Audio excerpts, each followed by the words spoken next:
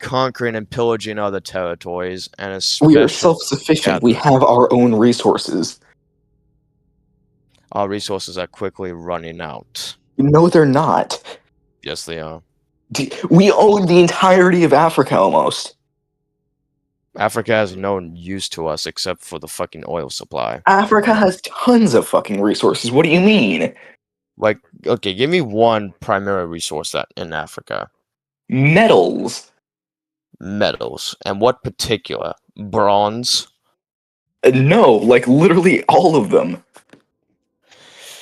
We own like 2/3 of the Different entirety of region. Africa.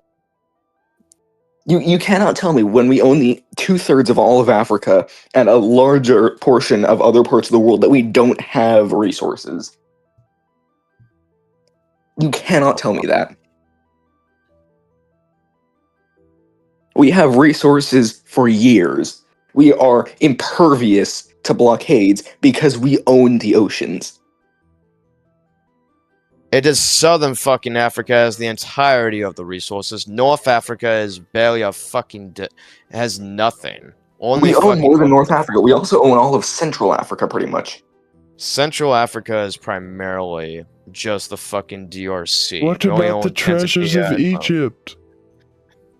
Egypt, the fucking treasures of Egypt are fucking nothing. They're only gonna be used for like fucking displays. Okay. Counterpoint, we also own the entirety of the central eastern coast of Africa, which is like the richest part of Africa. Let's see here. Hold on. Do you know how resource rich Tanzania is? Pretty fucking rich. I love Exactly. my Somalia.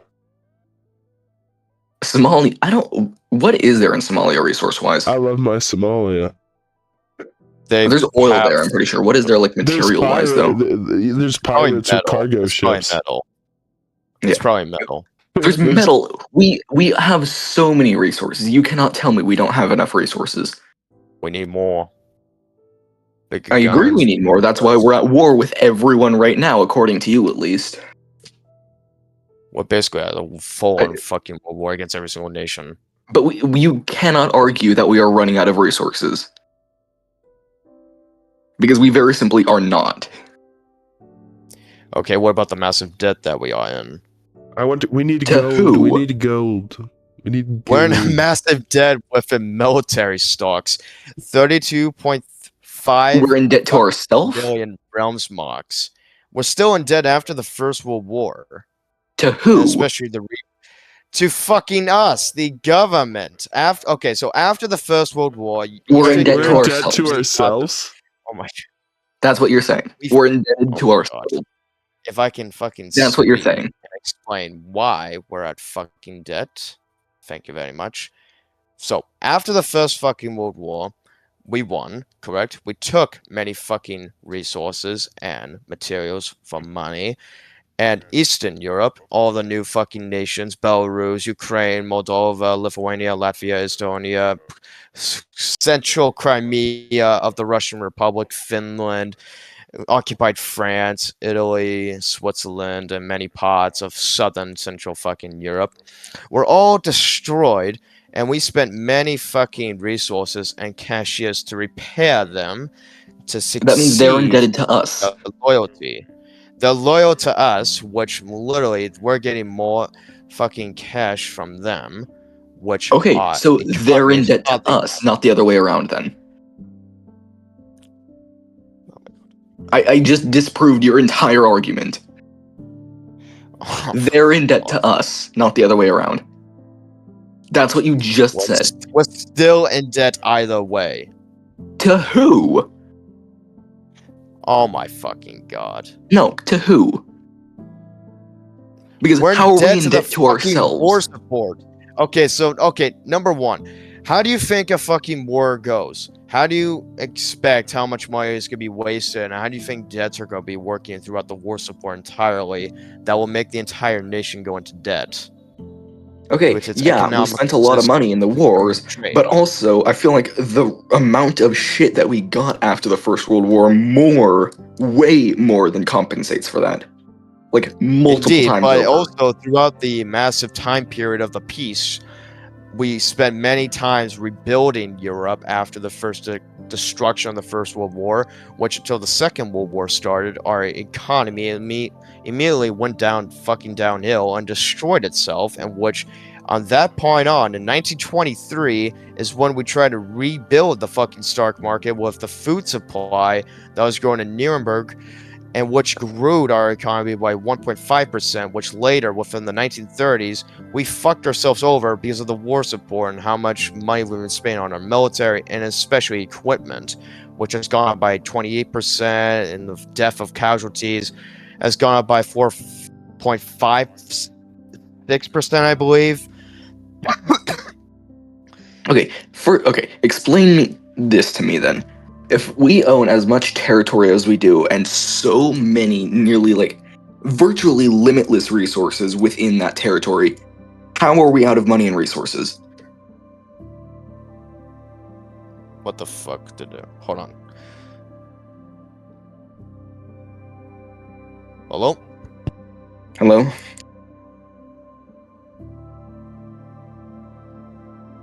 Shit, where's my... Hold on.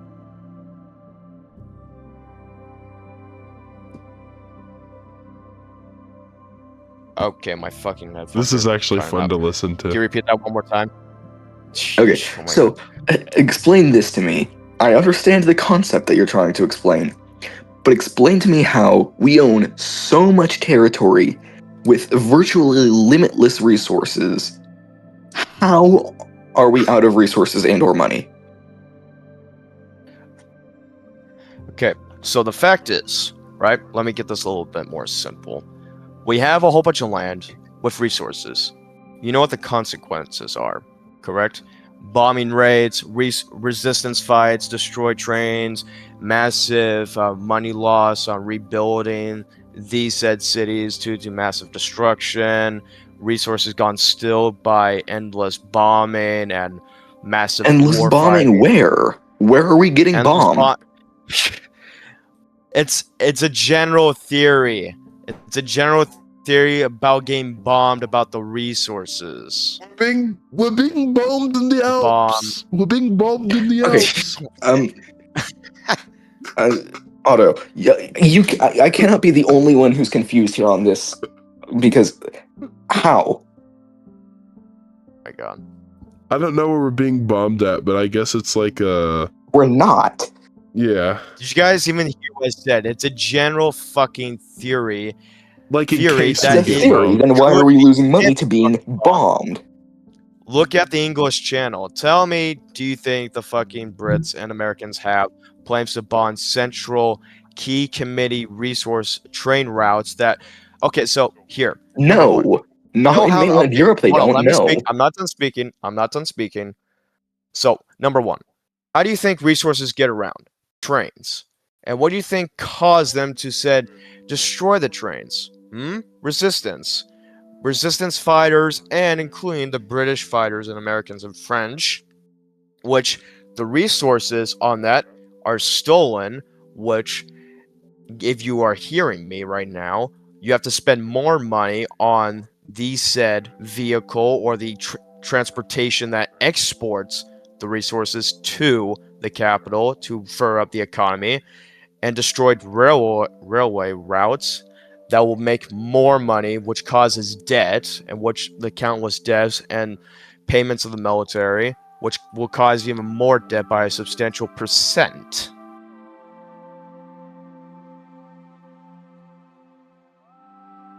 Indeed.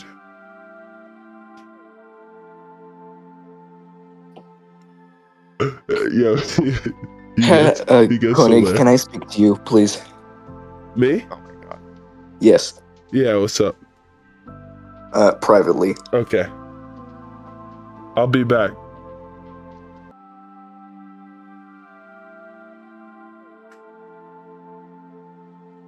All right.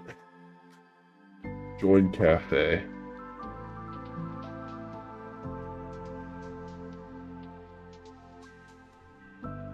Hello? Yeah. What's up? Yo. Is he coming here or does he want to talk to you privately? He says he'll join once his Wi-Fi starts working. Okay. Bro, he sent me this one document of the lore of the Rulersgarde. Dude, and the grammar's so I haven't messed kept up on track it. of what's going on in any of the paramilitary things, to be honest. I cannot. There's too much. Well, he creates a new division every day. Yeah. I don't understand why half of them exist to begin with, to be completely honest. To protect him, to guard him. Like, there's like 5 different paramilitary organizations, and I feel like all of their jobs overlap. There's more people in the Unity Guard than the military itself, which is hilarious. I mean, not in the, like, the Unity and the Ruler Guard. Obviously, like, for roleplay purposes, the military has way more numbers than the paramilitary does, but... I don't know what's going on with the paramilitary anymore, honestly. I haven't been able to keep track. Yeah. It's kind of why I wanted to restructure it at one point, but he was kind of weird about that, and then he kind of just sidelined it. How's it going? You can unmute now if you want, unless your mic's not working. My fucking mic was breaking out. Okay. No problem. Yeah, what's up? I am working on a document, and I heard about the restructuring thing you did a while ago. You had no business of getting into that thing with the paramilitary groups, by the way. I don't think that was anything I ever questioned. No, just saying, literally. You, okay, so you were involved. Okay, good for you. I want to restructure it because it didn't make sense. I don't feel like I'm doing something wrong in saying that. But you do not, okay, so your main primary of, okay, so this is what you only do. Your focus is only in the military, what I've said to you before. I understand that. That doesn't mean I'm not allowed to make suggestions. You don't make suggestions towards the other paramilitary organizations on how they run. They do that themselves. I can. There's no law saying I can't make suggestions. There's a law saying I can't directly change things. There is a law between the individual changing of factions, which will make you a traitor, and which will make you. It depends on which faction you didn't. Okay, so now I'm a traitor for trying to make a suggestion. Okay, so hold on a minute. That's what I'm hearing. For one individual faction that will make you a traitor, that is under Royal Clown Rent Protection Law, is the Rulersgarde, which if you try to change the Rulersgarde, which is under their sphere of influence, you will be marked as a traitor.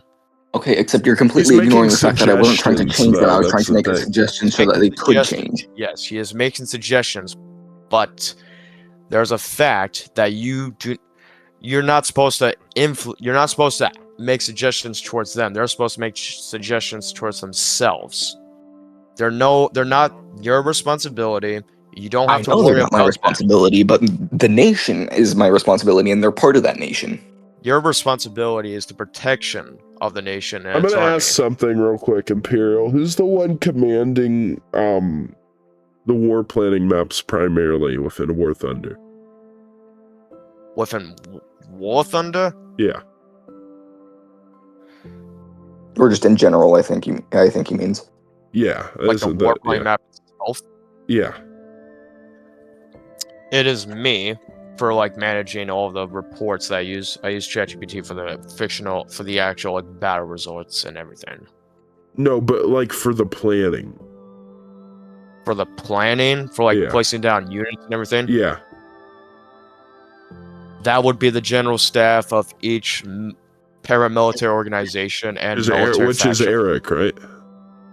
Not just, it's primarily Eric, but there's also other individuals that do the exact same. Like Eric Carl Gustav Emo here, he did war planning a while ago.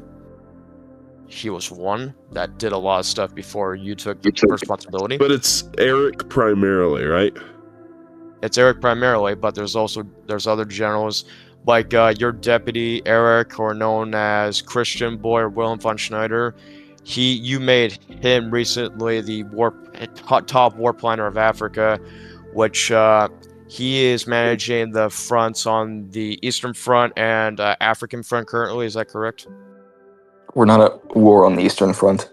We're not at war on the Eastern Front, but he has troops on the border if the Russians ever attack, which is most likely. Okay. So, if I'm correct, though, if if he has a large say within war planning, and if I'm right, every single branch, no matter what, if the government, if military, if interior ministry, if anything, the war planning system applies to everyone, correct? Okay, so it does apply what you're intentionally doing within the war plan. It does apply to everyone, but it applies to specific factions. Like, these specific factions have different duties within war planning. It's not just all the exact same. They're different but there's minorities. Can there be collaboration in between these factions? No, not between military and paramilitary. There can't be any collaboration. Between the frontline units, no. But that sounds like an issue to me. Due to general staff, they can collab, make war plans together by moving troops with each other. But when it comes to other cases of specific collaboration, they can't. Don't you think we should change that? Like, the main, you know what the main. It sounds like we're just shooting ourselves in the foot here. Basically, yes, yes. Well, you then why have you allowed it to remain this way? Hold on, can we have one person speak at a time, please? Gordon, you were the person that was speaking. Well, what I was saying is I do kind of agree on the issue.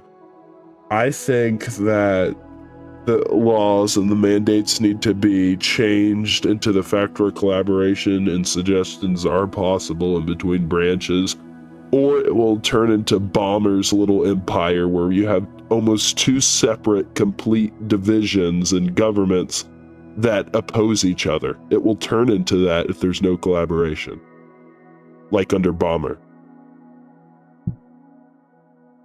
Bomber only destroyed his entire nation because, like, he did have his two individual governments going against each other, but the main reason he did that is because as competition.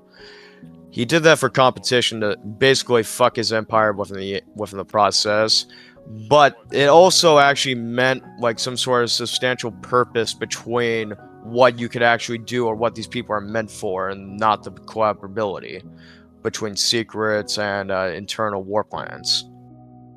If I am correct, though, the Interior Ministry and the state within Bomber's little empire is meant to keep secrets and information from the military that could be seen as useful, that could, possibly help them in the war and give them a better reputation. But because there's no collaboration in between the two, they can't work together, and essentially only one of the two essential for governments, or whatever the hell, the military and the state, only one of the two gets reputation instead of both. And then it kind of turns into like a separated, almost two countries. Okay, so hold on. So what I just heard from you, it does sound good, but there's one issue. So, for example, if let's just take the Rulersgarde, for example. They hold secrets where I live, where the entire ruler family is. Let's just say if a report comes in from a Rulersgarde and American takes the reports and finds where the personal home is of the Emperor, and they attack it.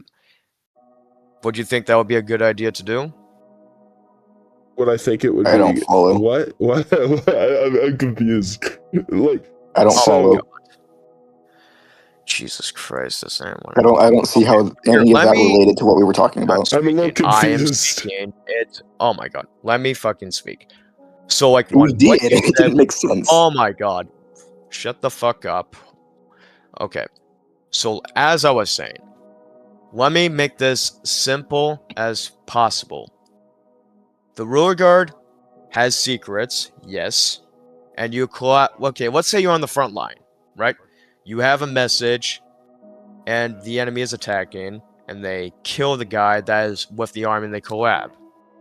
Or there's a dick within the military that wants to spill out those secrets to every single part of the military to expose the Rulersgarde for, I'm just gonna say this randomly, war crimes. and that would destroy the Rulersgarde in every single possible way.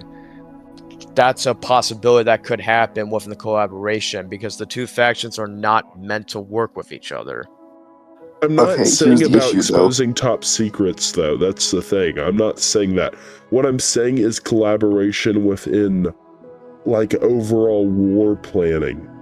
I'm war not saying effort collaboration. Yes. That's what I was. That was what I was meaning by like war plans that could be disposed and that could be used to fight against each other. Like, why would we fight against each other? You don't know who could be corrupted within the military high position or not. I am the military high command. There's other members of the military high command. You're not just the high command. You're the. I'm the highest of the high command. Okay. You cannot argue this. I am the commander of the armed force. I have the highest possible rank in the military. And this is a matter of fact. Also show some gratitude and some thankfulness that you have a general that is Willem von Schneider doing some work with you to achieve. I appointed him. You appointed him, but are you thankful within the process that he is there with you to do the war planning? Yeah, I'm thankful. I don't see how that relates to anything, though. I don't see how that disproves my point. Him to be one of the main of the command staff. Yes or no? He is part of the command staff. I am the highest of the command staff, though. Just to the sounds of it, it just literally sounds like you're saying you're the majority of it, which you are, but you should give some gratitude to your other commanders within it. I am giving them gratitude. That doesn't make my position any less relevant. Okay. Anyways, go on and continue if you have any more information to explain. So, essentially, let me kind of rephrase your argument, Imperial. So you're essentially saying that if information between war planning between the military and the state were spread amongst each other, some random person within the military could disclose that information to separate factions who were fighting against. That's what you're saying, right? Yes, you can put it to that way, or you could change some of the verbs and the spelling of it. What about this, though? Even if there is no collaboration with this information between the two factions, can't the factions themselves have their own secrets exposed to the enemy? Indeed, yes, they can. Okay, then how does here's an example. The paramilitary and the military each have their own secrets, for example, right? The military can have its secrets exposed to the enemy, as can the paramilitary. Just because they know about each other's secrets doesn't change the fact that they can be exposed. They can be exposed either way. Having them collaborate doesn't change that. Right? Okay, keep on going. Let me put this into an even simpler example. I understand where you're going. I understand where you're going. You do not have to explain it. You asked me to explain it. You told me to continue. All right, what's your rebuttal, I thought you were done Kaiser? explaining. Okay. Hold on, can you repeat that, please? I said, what's your rebuttal, Kaiser? My rebuttal. To what he just said. Okay, so within this process, you gentlemen are both agreeing that the Imperial Armed Forces and the two state paramilitaries should be working together within specifically war planning, correct? Within the war effort as a whole. As a whole. But does that also suggest members of the said military to change the entire paramilitary group as a whole? I'm not suggesting I'm not saying we need to change the actual groups as a whole. I'm saying they should be allowed to cooperate together in war effort. You did try to change the entire Unity Guard as a whole because it didn't make sense on how it functioned until the Unity Marshal made it functional. First of all, I stand by that fact. It doesn't make sense. Second of all, I didn't try to change it. I suggested a change. Yes, and how can suggestions be used as spread information that could be used against us because they're just suggestions? Suggestions can be used to fight against us because, for example, you have this one very corrupt member within a specific branch, correct? And that really wants to start a frenzy. And these information that could be proven vital, that could literally destroy themselves, and that can make them fight against each other. Which the two factions are not meant to be with each other, with in war support as a whole, only within war plan. The restructuring wasn't talking about collaboration. The restructuring was talking about restructuring the paramilitary because it didn't make sense. About destruction. It was also about talking about destroying the name, the history, and the lore behind it. I don't see how that relates to this. Oh my god. At all. All right, here's what I think. Here's my opinion. Can I say something real quick? Yes, go ahead. I think that every weekend, at any time, we can set it like any set time, all members of National High Command join one call.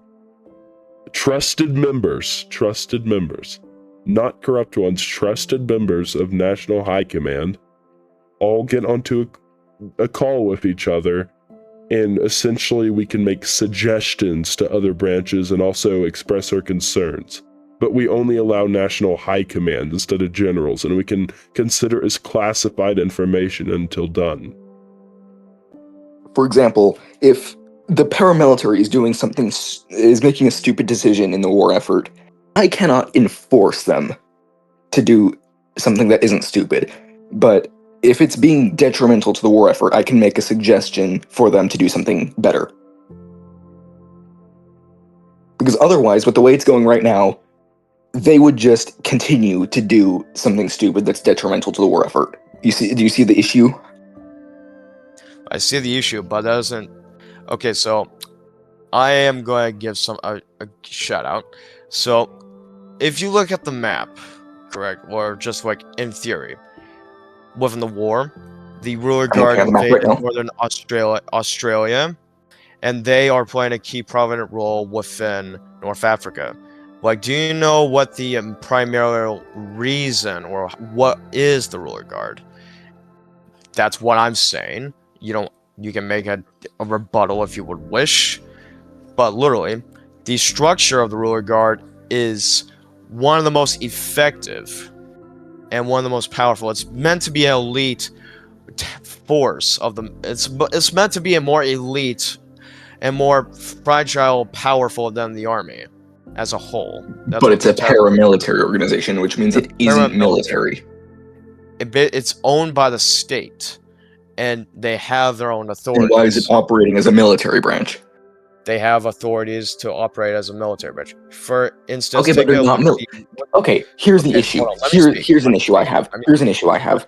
They are allowed to operate within my jurisdiction, which is the military. They are allowed to operate as a military group, but I'm not allowed to do anything even remotely related to the paramilitary.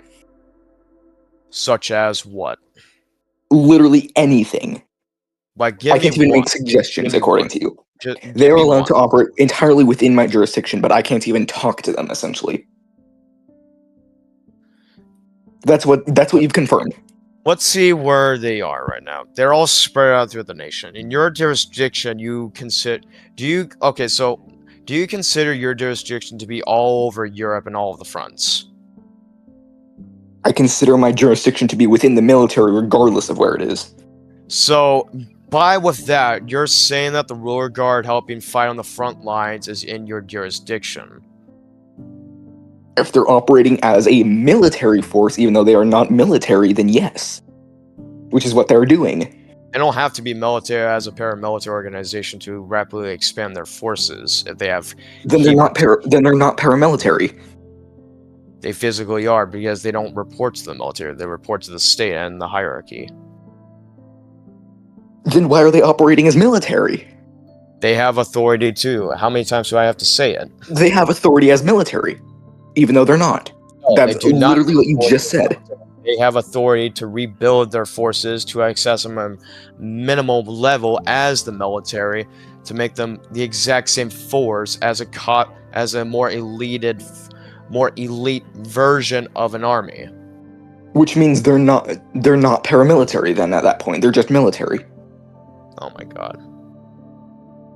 No, like honestly, I'm tired of this because this doesn't make sense and it's a terrible system. To be honest, focus on your fucking military. Stop trying to interfere with the fucking Rulersgarde. I've been focusing on my military. For right now, it seems like you're trying to interfere with their business, which I can quite tell you the chief of the Rulersgarde and UT Guard are not quite fucking happy with that. Okay, fine by them. I don't care. Oh wait, aren't you the chief of the ruler? Well, actually, no. Are you the chief of the Rulersgarde, Imperial? I am the chief of the Rulersgarde, and which I am in this call right now. Okay. And you're displeased because he's trying to give suggestions to you directly, even though you see him as a trusted member? He's trying to give suggestions to change the Rulersgarde as, like, this paramilitary organization as a whole, which, to him, it doesn't make any sense, because he doesn't know how it functions or what its purpose is, because he's seen. Maybe you should express what its function is. Maybe you should restate to him the direct function of the Rulersgarde. The thing I don't understand is why it is, by definition, or by technicality, even more so, not even by definition, by technicality, it is paramilitary, even though it's actively and allowed to be operated as a military organization. Okay, so I'm going to be explaining to you is it or is it not military? Give me that answer. Is it paramilitary or is it military? It's paramilitary, which paramilitary can expand their size to a rapid size. Then stop allowing it to operate as military. It is one or the other. It cannot be both. They are polar opposites. Okay, so hold on. So you're going to say, hold on. So you're going to say that paramilitary groups should not be able to fight on the front lines because you're saying they're not military if they don't fight on the. I'm saying if you are saying that the paramilitary group, which is the Rulersgarde, and they fight on the front line, you're considering them to be military within as a whole, even though they're actually meant to be paramilitary, which paramilitary means an entirely different thing, and their theory and what they theoretically do is so much different. Except what they're doing is not different. They're doing the same thing that the military is. They are fighting on the front line. They are doing the exact same thing as the military. Give me one example. What is the difference between the Rulersgarde and the military? I'm trying to say there isn't a difference right now because they're doing the exact same thing as we are. There is a massive difference. There is a huge difference. What is the difference in what they're doing right now? They're doing the same thing that we are. They're acting as the military. Just quiet. Everyone. Okay. First thing we need to do, all right, Kaiser, you explain directly to him the full function of the Rulersgarde. After that, he can express his concerns. Let's just do that. All right, thank you. That was what I was trying to do until he. All right, let's see. Nothing else. Just say. All right, thank you. Yeah, thank you. Okay, so Eric von Kuhn, the main function of the Rulersgarde is to protect the realm as a whole. So, for example, you have the Unity Guard that protects the state. You have the army that fights on the front lines and moves as an advantage to protect the realm. The Rulersgarde does not just protect me. They protect high-ranking officials. That's the general ranking guard unit. But the Rulersgarde as a whole, they are like a military unit, but they are different. They serve different meanings. Like they protect the realm with loyalty. Like let me give another example. Austria. If it's under military control, it's under an independent system under the exact same hierarchy. If it's under Rulersgarde, it's a 100% order state and full-on imperial loyal state. That's what one substantial difference is between the two. The Rulersgarde is an elite unit force that is 10 times more powerful than the army. Like, for example, in RL, it's basically substantially the Waffen SS. It's a remake version of how they function, on how their tactics go, on what they're meant to do. They're also meant to provide internal and external security throughout occupied lands. Meanwhile, the army fights on the front lines and pushes the enemy back. The Rulersgarde would go in and secure external and internal security to manage and control new prohibited governments, which that has happened throughout Ukraine and many other nations as a whole within the war. Okay, can I speak now that we're in Yes. that now where they're near that point? Yes, you may give your rebuttal. So, you said the army is the one that's fighting on the front line, and the Rulersgarde is the one that secures the territory internally. That's what you said.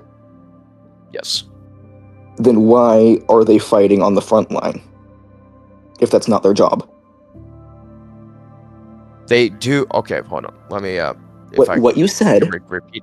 What I said. I did not provide all of the information. I provided half of it so you can substantially understand what they theoretically do. If you get my point. I don't. Okay, let me give my other part of the reasons for what they do.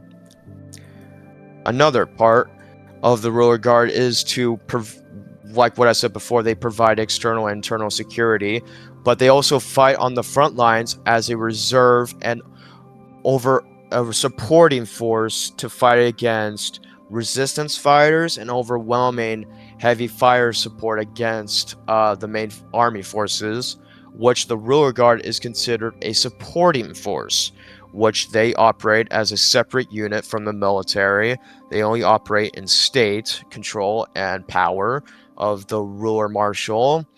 They support military forces with ammunition, food, and overwhelming fire support.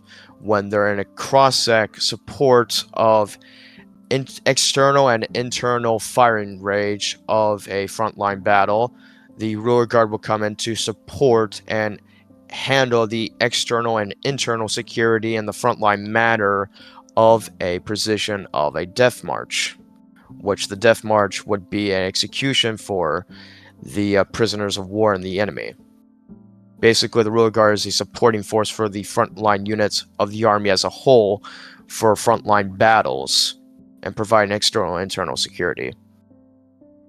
Okay, so if, in your own words, they act as a supporting force to the military, directly on the front line, and they are actively supporting us, then why is there absolutely no collaboration allowed between the two factions? Okay, let me get my other part. Just explain it. I don't need your fancy explanations. Just give me an explanation.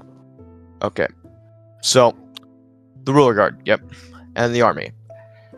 The reason why they can't collaborate with each other is because the mixed or somewhat confusion, which I know you may laugh at that, but the mixed confusion shows the difference between the two factions, because for example, the army has separate orders and the Rulersgarde has their orders. The army will try to interfere with their orders, with the Rulersgarde orders, mix them up, which will change ultimately, making them both unable to collab.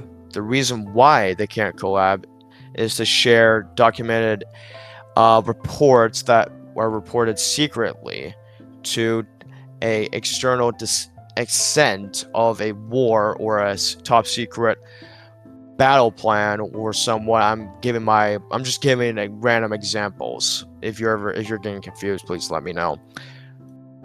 But there's many other reasons why. There's just one clear one. It's for simply mixed confusion and the reason, like desertion. They're there for that because the Rulersgarde considers military members in the past, and they still consider them in the present to be deserters after a fortunate battle has been committed for falsifying retreating after that battle or the said battle.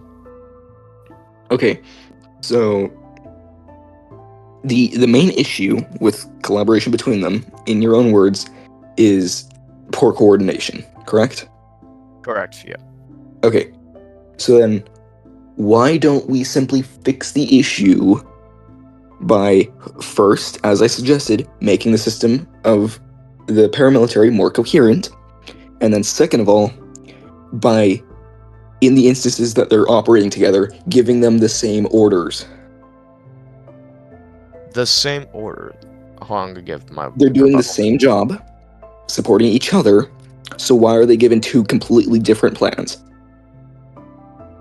The reason why they're given two exact different plans, for example, another example that's totally random, you have other divisions and their other goals. The Rulersgarde has separate goals to the military, but an external cause, the Rulersgarde does not want to share or follow the exact same orders, and only in a desperate situation is when they can only follow orders with the military as in a tactical retreat, advancement, or an external security force.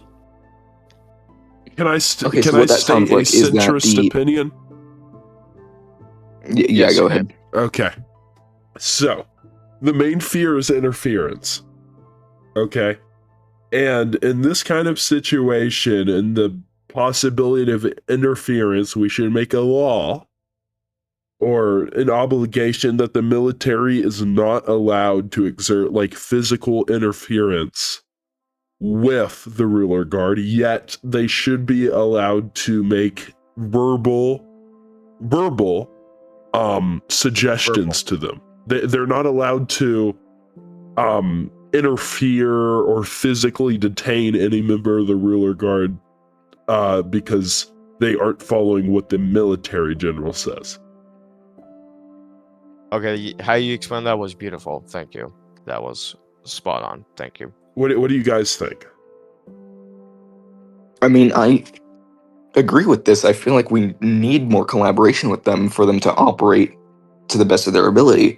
I would agree they're still two separate things, and I don't want to have to, physically enforce things upon a faction that is not my own, but I feel like if we're operating together in the same situation, in the same battlefield, on the same front line, in the same war effort, I feel like we need to collaborate in order to achieve the best results possible. And right now, I feel like that's one of the reasons that things that are going poorly, because we are incapable of actually cooperating.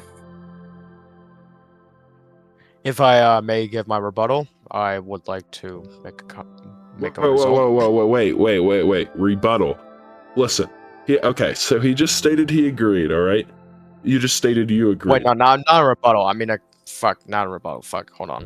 Okay. Okay. Yeah, no rebuttals, because from what I've heard here, not like it's in just one word, yes or no. Yes or no.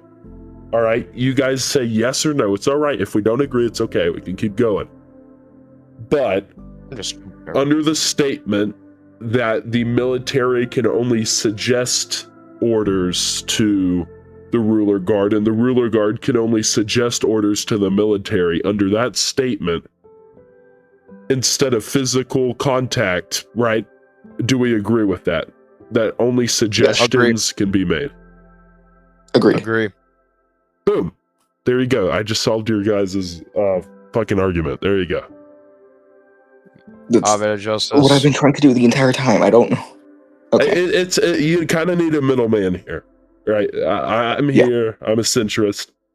I think if we can just make a law that says this: the Rulersgarde is not allowed to physically interfere with the military's operations, and the military is not allowed to physically interfere with the Rulersgarde's operations without confirmation, under a suggestion.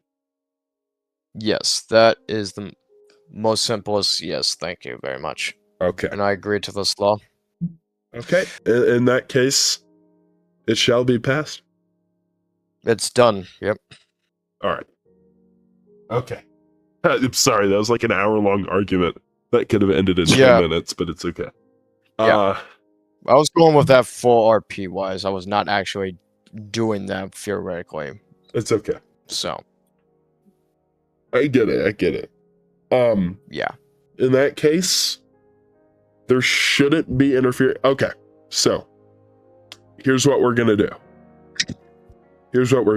Just to make sure this doesn't happen. All right. If the Rulersgarde interferes with the military, or if the military interferes with the Rulersgarde, this will be labeled as a Class 1 felony to the commanding individual, and the individual will either face a sentence of life imprisonment or death.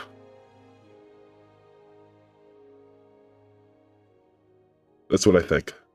Because... what, you cut out? You did. Oh, sorry. So, here's what I think. Let me kind of restate. I said, any individual who were to fail this law, not follow this law, and physically interfere and cause great detriment and great,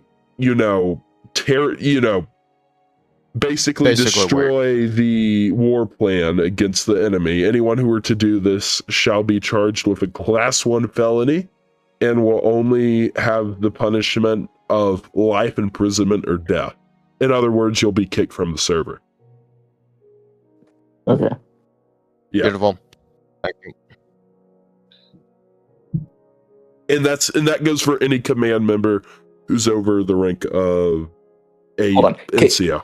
I feel like kicked from the server is maybe not a good way of doing that. I feel like a better way of doing it is character death. Yeah, character death. Yeah, you can do that if you want. Yeah, I think that makes more sense. Death. I agree. Yeah, we can do that. Because if you just simply just remove them entirely from the server, just for doing that, if for example they really love the server and they want to keep on doing it, and that just happens, they would probably because that's like a character issue, not a person. Right. In that case, we should make a PK system as well. Alright, I'm gonna make one right now. Okay. Oh my god, something. I wasn't aware character deaths were a thing in this. Yeah. Or B, so now I know. Yeah, I agree. Yeah, we're gonna have to make some reasons why the PK will be happening on what specific thing that you did. There's gonna be tons of stuff that you'll be able to do.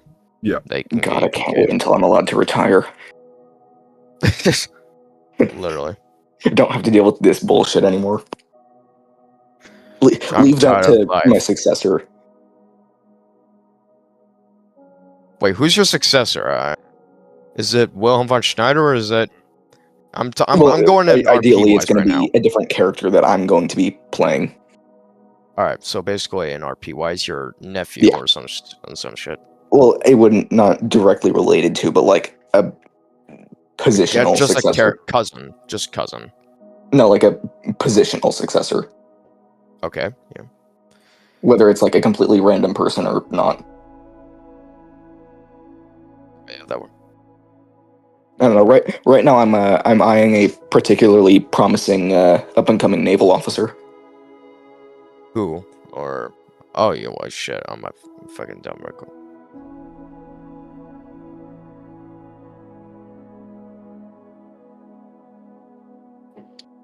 Gordon, I just see what you posted. GNG Adolf Larper versus Erich von Himmler. What the fuck? It sounded like that earlier. That's funny. It sounded that earlier. Yeah. Where did you post that? He posted in the VC. Yeah. Adolf Larper versus... Buddy, you called me fucking Hitler? No. It sounded like that earlier, bro. I'm gonna be honest with you. Yeah, I actually do sort of sound like fucking Hitler whenever Whenever you have the accent, yeah. The British accent. How dare you compare me to someone like Himmler? Himmler had no former military experience. Himmler was bald, so... Himmler was bald, so... Wait, was he bald? I might be fucking tripping.